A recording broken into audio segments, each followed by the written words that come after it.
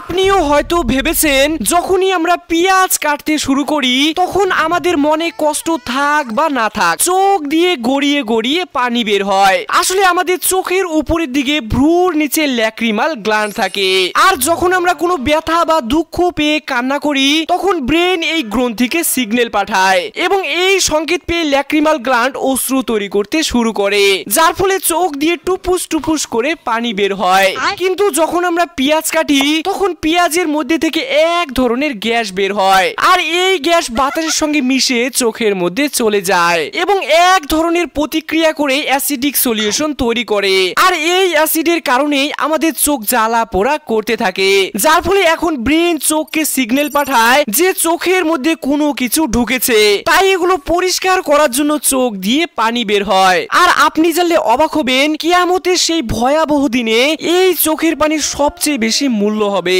কারণ রাসূল সাল্লাল্লাহু আলাইহি সাল্লাম বলেন যে চোখ আল্লাহর ভয়ে কান্না করে সেই চোখকে কখনোই জাহান্নামের আগুন স্পর্শ করবে না।